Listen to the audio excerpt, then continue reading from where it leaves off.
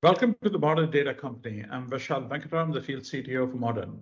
Everyone talks about moving data to get value, which increases the cost, complexity, and the risk associated with the data ecosystem. We at Modern have created the first data operating system, a data platform which is open, composable, and allows you to drive insights for the business at a pace that has never been seen before in the data ecosystem.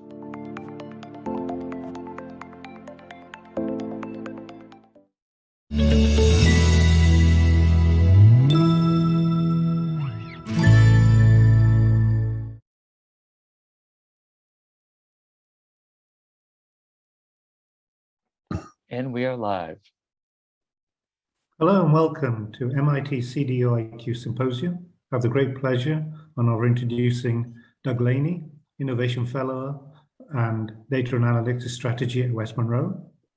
And Doug will be covering the topic of global study results on external data usage, benefits, and challenges. Doug, pleased to meet you, and I look forward to your session today. Thanks, Baz, and good morning, everyone from Chicago. Wish I could be there in person, but it wasn't. Unfortunately, wasn't in the cards this year. But glad you're able to join us remotely. Just working on a little thing here.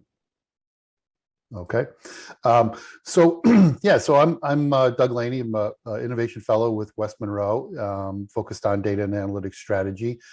Many of you may know me as a longtime Gartner senior analyst, and the author of the book Infonomics. But after I published that book, I kind of wanted to go back into consulting and help organizations actually implement some of the ideas that were in the book around how to monetize and manage and measure data as an actual asset. So I joined the firm West Monroe. West Monroe is a digital services firm focused on helping organizations build products that kind of at the intersection of technology and business. We have a pretty robust data and engineering and analytics team that handles everything from strategy-related efforts to more tactical kind of implementations and things like cloud migration and data governance and so forth. So let me tell you a little bit about the study that we ran. Several months ago, we performed a study on the uses, value, and challenges of external data. Nearly 600 individuals around the world from a variety of industries and in a range of roles responded. The study also asked participants to rate their own organization's performance compared to competitors or peers. So we kind of see how high-performing organizations leverage data differently. This information was used to identify the trends and tendencies of these high-performing organizations regarding their experience with internal and external data sources. So just to give you a little sense of who responded. So a pretty good range of industry respondents, pretty heavily skewed toward North America, no surprise. And in terms of organization size, a good range of different size organizations responded. And for roles, we got, again, a really good range of folks in different kinds of roles in the organization and individuals at different levels of the organization as well. Now, what did we focus on? Well, the study examined 5 types of external data, including partner data, data collected from or shared by business partners such as suppliers or resellers, open data, which is data, of course, that's freely available from government or industry organizations, syndicated data, which is commercial data licensed by data brokers or other similar organizations, including data marketplaces, social media, which is content collected from social media posts or summary data compiled and computed by social media aggregators, and then web content, which is information harvested or scraped from others' websites. We also considered, for baseline and comparison purposes, internal data, which is data or content generated by the organization itself or collected via the normal course of business interactions or transactions. And then dark data, data which is often forgotten about or underutilized, such as that is the data that's in archives, content management systems, publications, which hasn't been or is no longer really used in the normal course of business. So let's move on. So I want to share kind of 15 insights from this, and then I'll share some examples as well. So let's talk about the general insights first. So I've got 7 kind of general insights that I want to share. Let's do this here. Interesting. There we go. So nearly 2/3 of respondents rated their organization's performance superior to their peers. So I'm going to share just kind of a few highlights first before I get into these 7 general insights. So nearly 2/3 of respondents rated their organization's performance superior to their peers.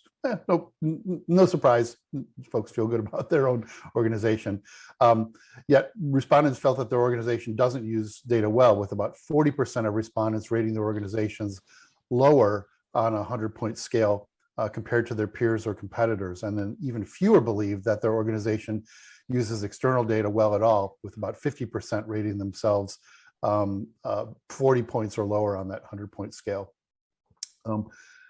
The other thing that we see here is that the use of internal data sources is growing steadily but slowly over the past year, and is expected to continue over the next year, as is the use of dark data, that underutilized or non-operational data, and all types of external data. The rate of usage growth is similar, about 10 to 15% across each type of data source from last year through next year, anticipated through next year. And then organizations rate their usage of external data sources in the 2.5 to 2.8 out of 5 range. So by comparison, internal data usage is like a 3.6, quite a bit higher. We also looked at the benefits of data, and we found that the benefits of internal data expectedly are greater than external data sources, of which partner data is deemed the highest value, and web content the lowest current value overall. But hold that thought for a moment, because we did find some interesting things about the use of external data.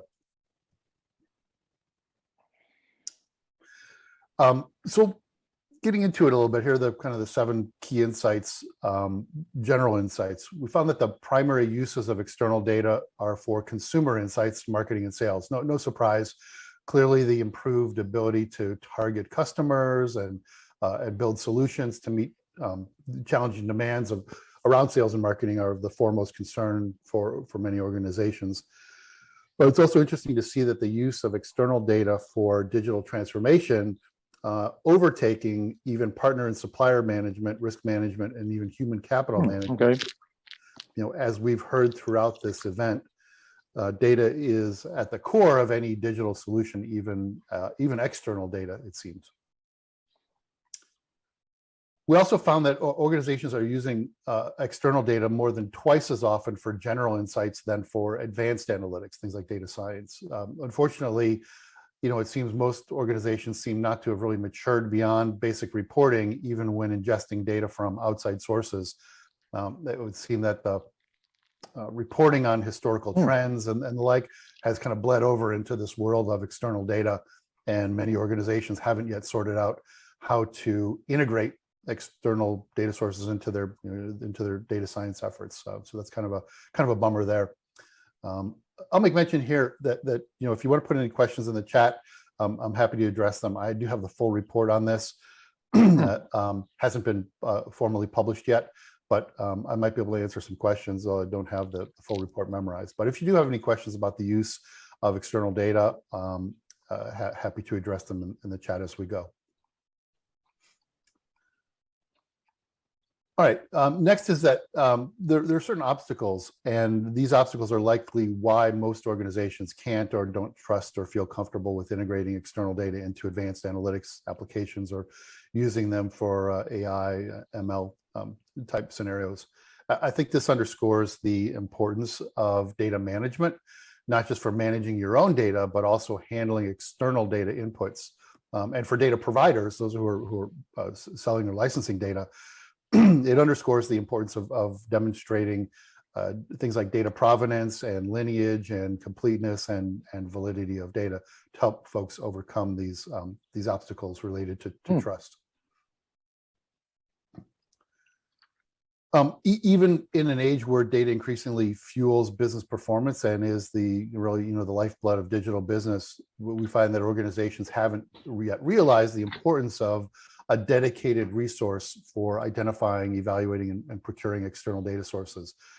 Yet, ironically, we assume that all or most of these organizations have a dedicated, I like to show this, have a dedicated resource for procuring, office furniture or other supplies, but not a dedicated resource to procuring data supplies. I think this reflects a culture in which data may be, talked about as an asset, but isn't really considered one. And that's very problematic for organizations to not have someone who is a dedicated resource for procuring, licensing, determining how to integrate, determining the value of external data assets. When it comes to who's making the most use of data, we found that technology, business services, and scientific and technical organizations make the most use of external data, and that high-tech companies, often those born in or having adapted to the digital age more organically, seem to have been more aware of or open to or capable of leveraging external data. And it's really no surprise that scientific organizations with a culture of research are really the most voracious gatherers of data far and wide. But I think what this also illustrates is that there are opportunities for those in other industries to really leapfrog their competitors by using external data. I know a little bit hard to read these charts, but of course the slides will be available. Open data, so this is the kind of the most and least valuable data sources. So we found that open data being free and free for the taking, right? You don't have to license it, you can just go grab it from open data sources like data.gov and other sources. And there are actually an estimated 10 million data sets published by governments and NGOs annually worldwide. That number may be very conservative. These are the low-hanging fruit of external data. And many companies today simply require the sharing of data among suppliers and resellers as a matter of course. Social media, once a nice to have resource for predictive market insights, is really becoming a requisite among businesses in most industries, not just B2C, but also B2B as well. And then finally here, we see that partner data is considered the most valuable type of external data, with web content the least valuable. I think in today's interconnected supply chains, it's simply impossible for many businesses to operate without interoperating with those in the extended business ecosystem. And we talk about the extended business ecosystem not just being your own partners and suppliers, but your partners' partners, your suppliers' suppliers, your partners' suppliers, your suppliers' partners, your customers' partners, and so forth, and even beyond that. And so as for web content, so I mentioned web content earlier, we find that it has a particular impact on high-performing organizations, and I'll discuss that in a moment. So for suppliers and resellers, et cetera, especially for industries without direct ties or access to consumers or product usage, they find this kind of content extremely valuable. All right, let's talk about high-performing organizations. So the study respondents, again, were asked to indicate their own organization's performance compared to competitors or peers on a 1 to 100 scale. And while this is entirely subjective, what our analysis found is that the veracity of these ratings are as good or better than what can be gleaned from financial statements, or moreover, and also that really they allow for the inclusion of private companies and government organizations in the study, where we wouldn't have been able to do that if we were only focused on public organizations. So for the purposes of this report, we defined a high-performing organization, or HPO, as you'll see, as one where somebody rated themselves above 50, right? And occasionally in the detailed analysis, I'll show you, we may discriminate those in the upper quadrant as well. So over the next several slides, and I'll show you eight key ways organizations that kind of at the top of their class, or in the top 50 percentile, make use of external data differently than others. All right, so first, I think it's no surprise that when all data sources are considered, both internal and external, high-performing organizations tend to outperform their peers in taking advantage of available data. And high-performing organizations in the upper 25th performance percentile make even better use of all data than those in the 50th performance percentile. We know that we know that correlation doesn't equal causality, but I think the cause and effect relationship here is pretty evident, and there really may be no better reason to embrace or extend your organization's use of external data than this here, at least at a macro level. We also found that high-performing organizations use web content and social media far more often, 32% and 28% respectively, than their peers or competitors. Interestingly, while web content was deemed the least valuable overall, the difference between usage rates among high-performing organizations and lower-performing organizations is greater than with any other kind of data. So it seems that the usage of harvested web content really demonstrates a high level of management, of high level of data management and analytic maturity as well. And accordingly, as web content is used much more by high-performing organizations, the value generated from it is greater as well. Yesterday, if you attended my panel, the panelists from Demist and Nomad Data, two vendors that help organizations source and access external data, they confirmed that the biggest growth in requests for data is in the form of text, audio, and video content, not just transactional level, kind of raw data. We also found here that high-performing organizations have lesser data management challenges overall with external data. So there's of course when you're bringing in external data, you have to manage it in some way. And what we found is that these high-performing organizations have a greater handle on external data challenges, such as business alignment, business use cases, cost, data quality issues, resources, skills, management, support, integration, and the awareness of available data. Yet compliance, legal, governance, and trust issues are still far greater for high performance organizations. I think this bears further analysis.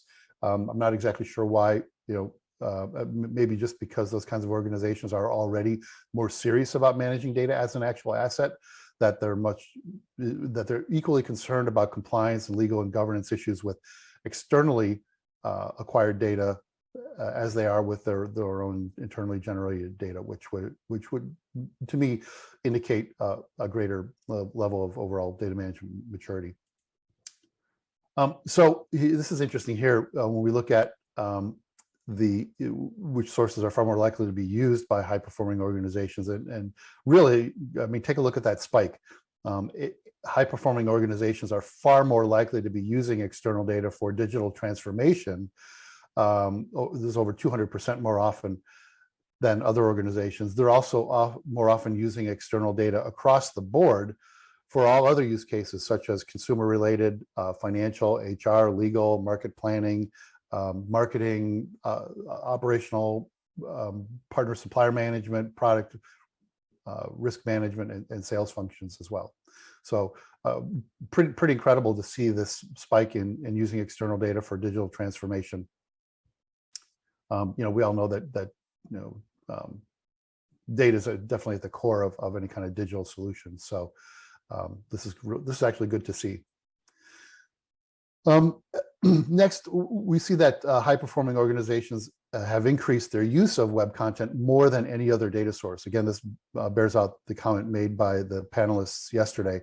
So not only are high-performing organizations using and generating benefits more often from web content, they're also increasingly voracious in accumulating it.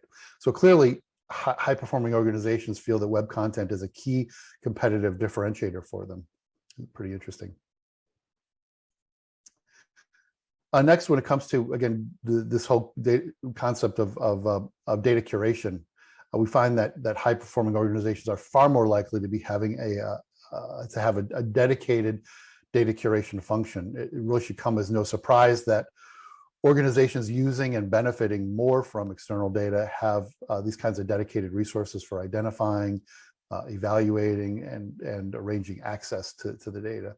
These organizations have also matured to the point where their standard procurement function is either expanded or mimicked for the data procurement, which is I heard yesterday from our panelists again that this is more often within the chief data officer's domain than the typical procurement function in an organization. But I actually have seen organizations with expand their core traditional procurement function to also include the procurement of data assets.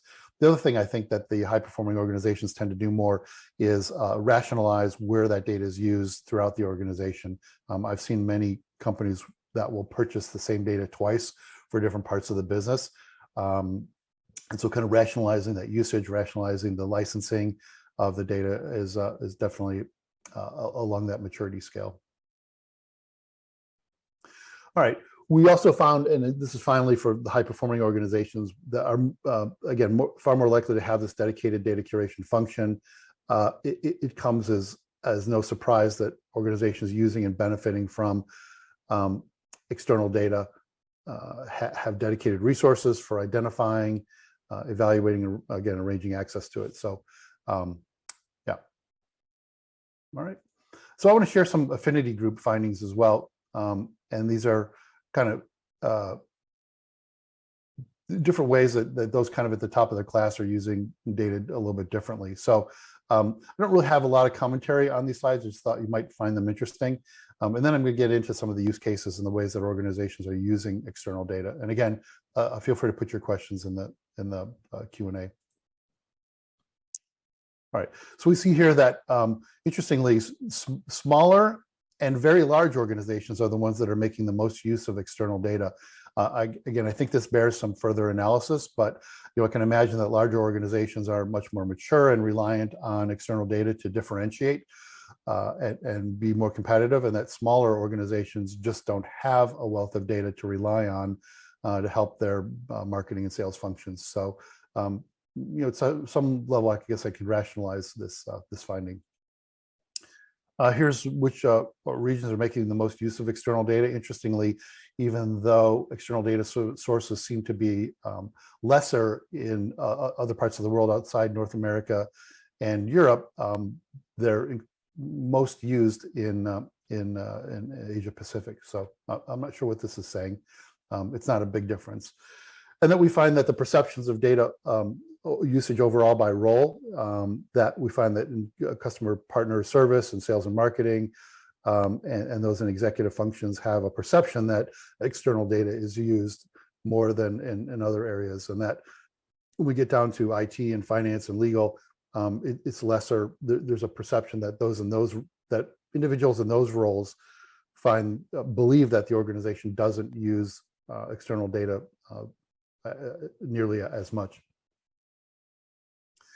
When we look at the external data usage by levels of responsibility, we find that outside consultants believe that external data is used more often, and those in management find it's used a little bit less. So these differences in perceptions are something that we talk about, obviously, data literacy a lot at this event, and this may speak to a need for some data literacy and better levels of understanding around the uses and potential of external data across each of these roles in the organization. This is, a little difficult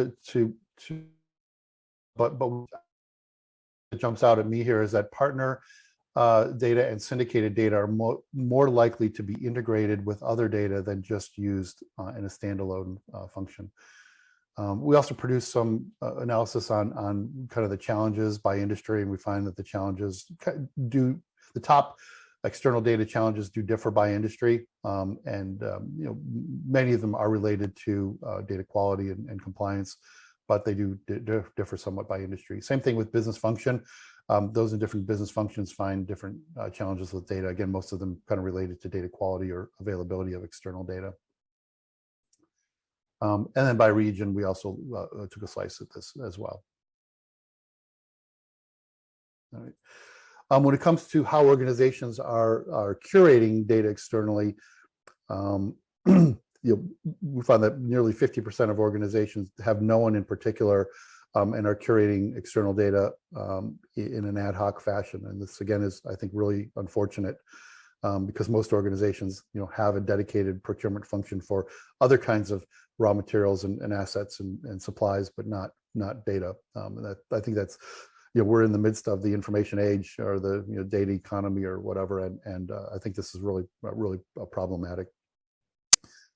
Some do have a dedicated team or a particular person doing this. Very, very low numbers here, and that really only 2% of organizations rely on their existing vendor supplier procurement team to procure data. So this may speak to an opportunity to extend those teams to also deal with external data. They definitely have some skills in procurement and negotiation that might be leveraged by organizations that are looking to get access to external data.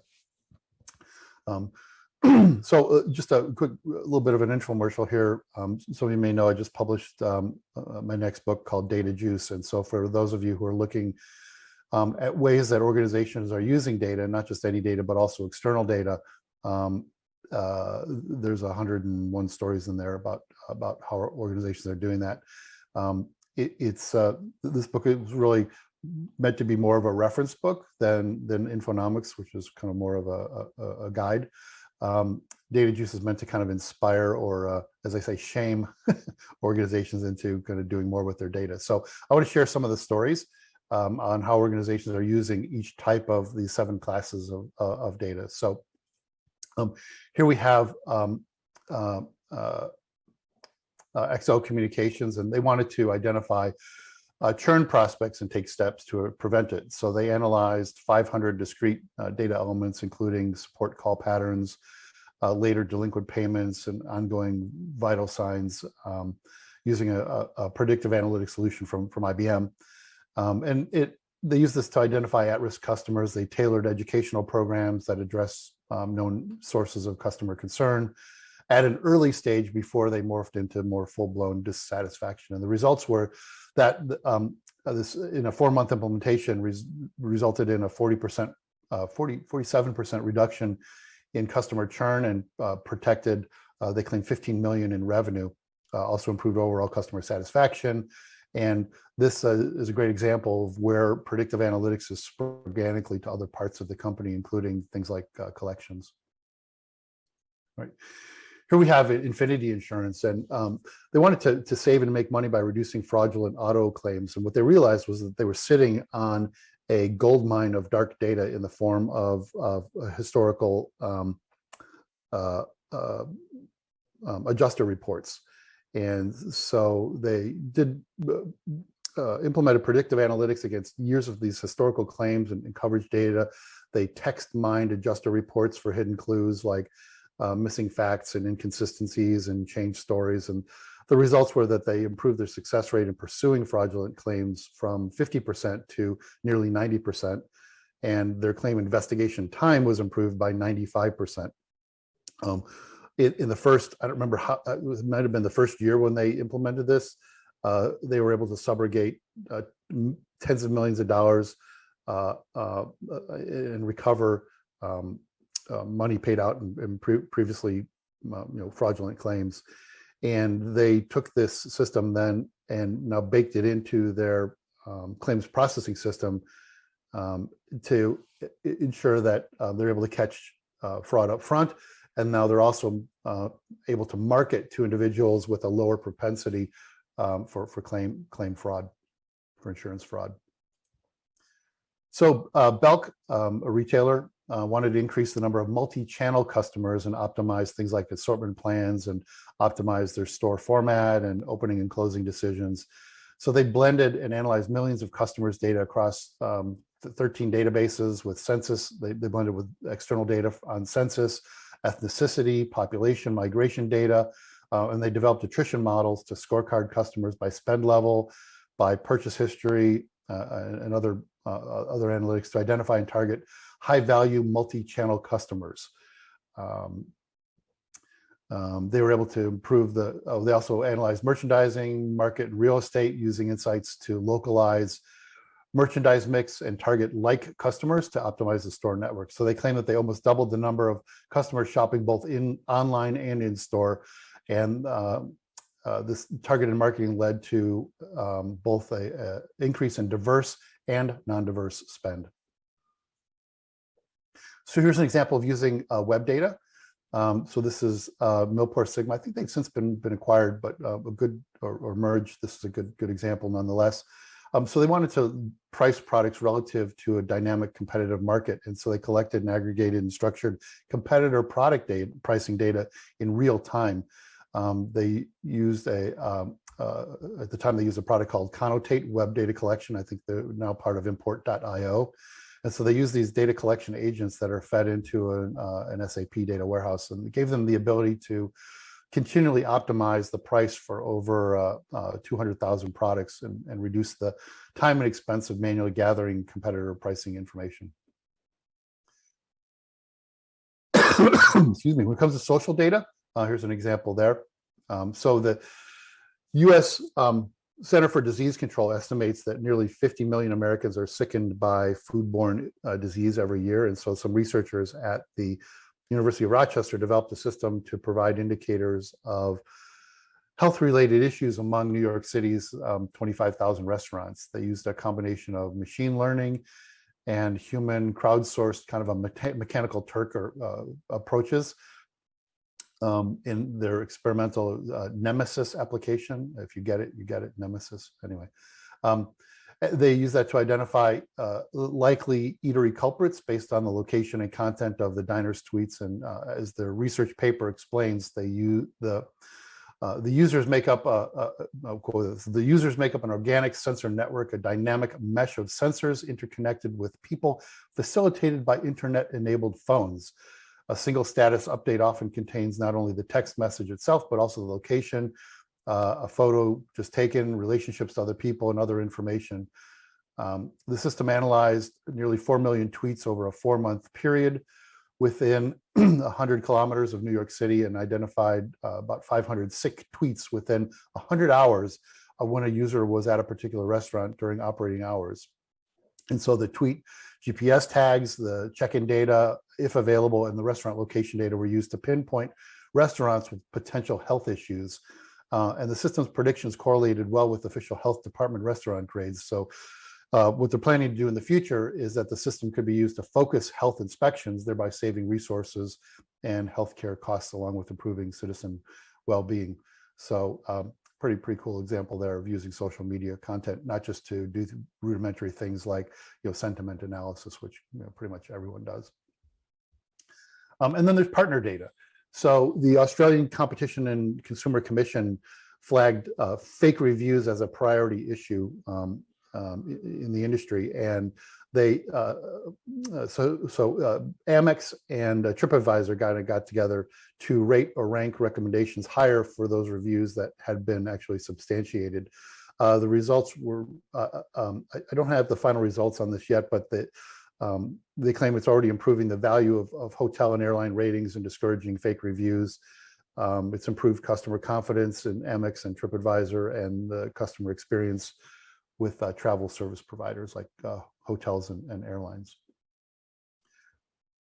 Finally, let's look at syndicated data. And so for syndicated data, here we have an example of a company called ADS, Advanced Drainage Supply. And so what they wanted to do was improve forecast accuracy and sales revenue by identifying external leading drivers.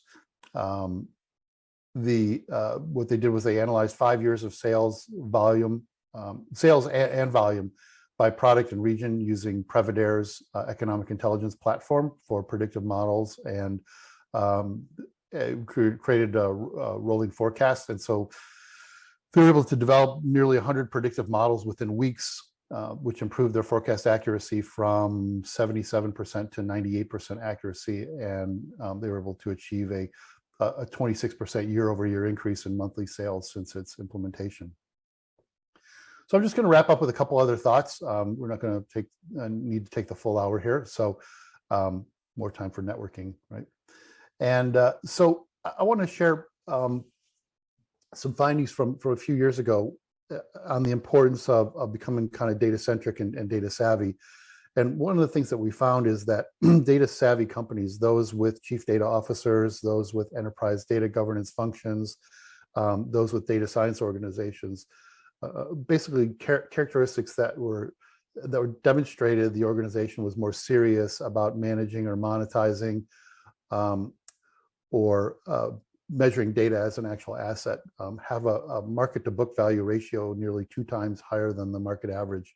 And that those that are data product companies, those that whose primary offering is data or a data derivative of some kind, and this includes social media companies, of course, and data brokers, that these kinds of companies have a 3x market to book value ratio. So there's definitely something that investors favor about organizations that are becoming more data savvy or even getting into the data business. And I think this is why, we at West Monroe are doing quite a lot of work with organizations, helping them with our clients, helping them identify ways to monetize their data, not just internally, but also externally. How can they make their data or data derivatives or data products available to their partners, their suppliers, their customers, or even, again, their extended business ecosystem. So I think there's really a compelling argument, not only to use external data, but the flip side, to make your data available to others, to generate new kinds of value streams or revenue streams, or even just strengthen partner relationships. So just to wrap up, kind of some key takeaways here. I would argue that external data comes from a variety of sources, so don't just get fixated on the commercial data suppliers. You can interchange data with partners. You can offer them cash for it. You can offer partners favorable commercial terms in return for their data, or create some kind of collaborative effort. You can also look at social media data, and again, going beyond just sentiment analysis. You can look at harvesting open data as well, which is freely available, but often not very detailed. So this external data comes from a variety of sources, and I would argue also that you probably should be looking more deeply at your dark data that's, again, not used regularly in the course of operations, or was once used and now is just archived or available, maybe even offline.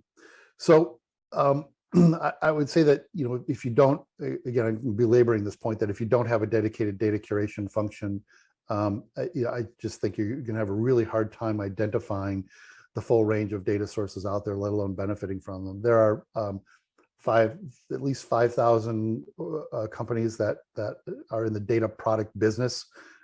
There are, as I said, 10 million or more data sets published by government type organizations worldwide.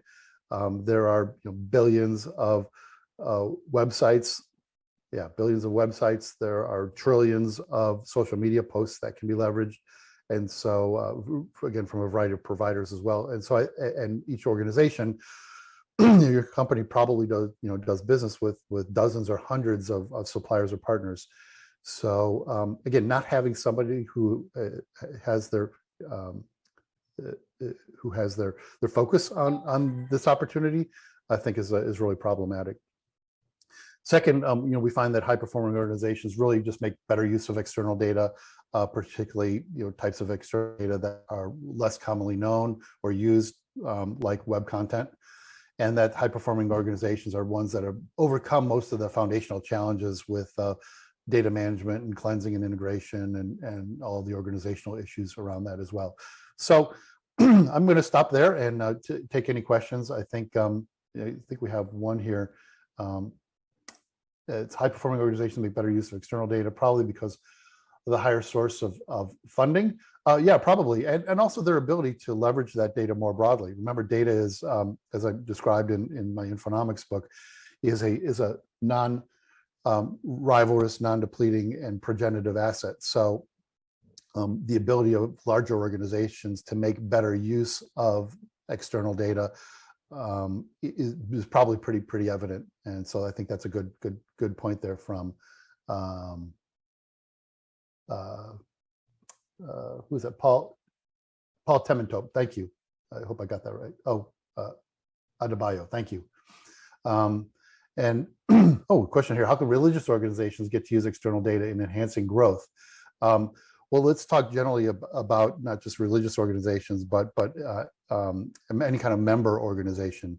And so absolutely member organizations can identify like individuals from those who offer data sets of households and individuals. So if you identify your best members or your ideal member or the ideal profile of a member, there are organizations that offer data sets that can help you identify other organizations that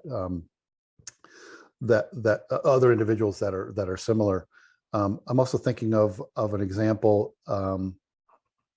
I'll tell another similar example. This is a commercial example, but this applies just as well to member organizations. And I'm trying to think of how to tell this story. Yeah, understand the life events. So we moved recently, and a few years ago. And when you put your house on the market in the US, it goes into the MLS database, the multi-listing service database, which is basically now kind of publicly available data. And so when you put your house for sale, if you've done this recently, you start getting all sorts of mail from moving companies and mortgage companies and moving box companies and landscapers and painters and all sorts of things. And so, what we found is that I noticed that the only company that didn't really reach out to us was our own bank. And so I was kind of surprised, because how does my own bank that I banked with for decades, how are they not aware, that I'm moving? And what an incredible missed opportunity for them to introduce me to my new branch, to help me schedule time to move the stuff in our safe deposit box, to print us new checks, to offer us a mortgage or a home equity loan or anything like that. And so entirely missed opportunity by one of the largest banks in the world. And I was thinking, how stupid simple would it be for them to hire some high school programmer, give him or her a can of Red Bull, right, and then say, listen, match the customer database, our customer database to the MLS database. Like, who's moving? Let's reach out to them. We know they're having some kind of life event. It's an opportunity to engage them. So there's another great story in Michael Dell's new biography. And he tells a similar story, that when he was a teenager, he was selling newspapers. And he realized that the buyers, the people who were most likely to buy newspapers were those who had just gotten married, right? So what he did is he went down to the county courthouse and he said, "Oh, I'd like the list of marriages that have happened in the last quarter or whatever." And they looked at him cross-eyed, right? Because he's a 13-year-old. But he said, "Hey, listen, Freedom of Information Act, I have the ability to ask for this." And so they gave it to him, and he furiously wrote down all the names and of people who, I guess he got the PII from them at that time. And then he called, and he ended up, as the story goes, he ended up making more money that summer than than the teacher of his business class in high school. So anyway, they were in middle school. And so really, really great story. I think for member organizations, member type organizations, and really in an organization, I think there's a great opportunity to focus on the life events that individuals are going through. So anyway, let's see, one other question here. When dependent on external data as part of an organization's decision-making, how have you heard or learned their approach to handling the risk associated with IF data is no longer available? IF data, with IF the data. I'm not sure what IF is. James, if you can clarify what you mean by that. So let me, I think I can kind of address this. So yes, data is no longer available. So one of the things, just like any supply, and I actually mentioned this in a talk that I give on kind of the benefits and risks of using various data. And that is, if you are, just like with any other kind of resource, it's great to have multiple suppliers, especially a lot of organizations today have had supply chain disruption over the past year and have had to look for alternate suppliers. So a part of that data curation process ought to be identifying alternative suppliers of data. And increasingly, there are better suppliers of data or suppliers of better data emerging all the time. So definitely be heads up. I know, a lot of organizations are stuck on, and no disrespect to the, the traditional players like, Equifax and Experian and TransUnion and Axiom and Nielsen and D&B. They've been around for a long time and they provide a great range of data products, but all the time there are emerging sources of alternative and external data.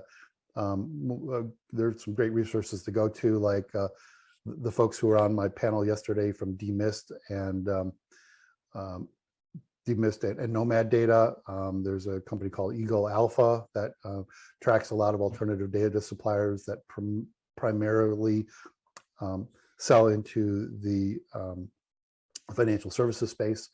But yeah, definitely when you're selecting a data supplier, make sure that you're aware of what alternatives there are as well. Yeah, there certainly are some risks in becoming reliant on an external data source that may change or shut down at some point in time. So good question there, James. Let's see if there's anything else. Otherwise, we will wrap up.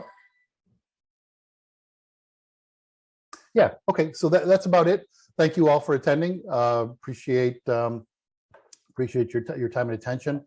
Hope those of you who are at the event are having a great time. I will definitely see you there next year.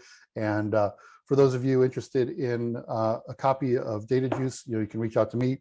It's available on Amazon right now. Maybe I think perhaps some other booksellers as well. If you're interested in copies for your management team or your executive team, reach out to me, over LinkedIn, or if you have my email, definitely do so. All right, well, thanks, and have a great rest of your day. Cheers.